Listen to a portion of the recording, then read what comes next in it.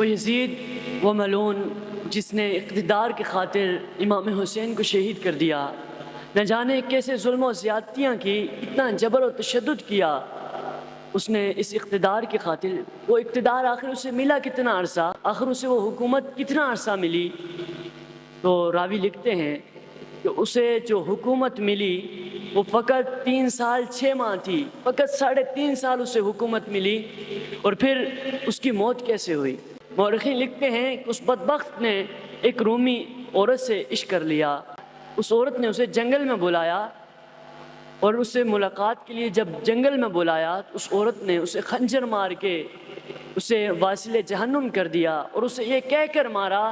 تو نے اپنے نبی کے نواسے کے ساتھ وفاداری نہیں کی تو میرے ساتھ کیسی وفاداری کرے گا، اور اس سے واصل جہنم کر دیا، اور اس کی لاش کئی دنوں تک وہیں پڑی رہی، چیل اور پرندے کھاتے رہے،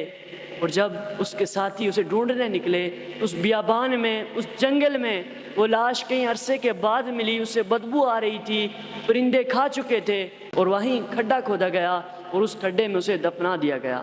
اور یہ ہوا اس ظالم، اس جابر کا انجام۔ اور اس کے بعد جو سب سے بڑا مجرم تھا، جو سب سے بڑا ظالم جابر تھا، ابن زیاد، اس کے ساتھ کیا انجام ہوا؟ اس کا بھی کچھ یوں ہی انجام ہوا۔ اسے جب قتل کر دیا گیا تو اس کا سر تن سے جدا کر دیا گیا۔ جب اس کا سر تن سے جدا کر دیا گیا تو اس کے بعد اسے اسی دربار میں بھیجا گیا جہاں پر حضرت امام حسین رضی اللہ تعالی عنہ کے مبارک سر کو بھیجا گیا تھا۔ جب وہاں اسے بھیجا گیا تو وہاں جب وہ سر رکھا گیا تو عوام کا ہجوم ہے، عوام دیکھ رہی ہے، دور سے ایک سانپ، بڑا سانپ آتا ہے، اس کے سر میں داخل ہوتا ہے، کبھی اس کی آنکھوں کی طرف آتا ہے، کبھی اس کے سر کی طرف جاتا ہے، کبھی اس کے ناک کی طرف سے باہر آتا ہے۔ عوام دیکھ کر حیران رہ گئی، پریشان رہ گئی کہ بھلا یہ کیا ماجرا ہے؟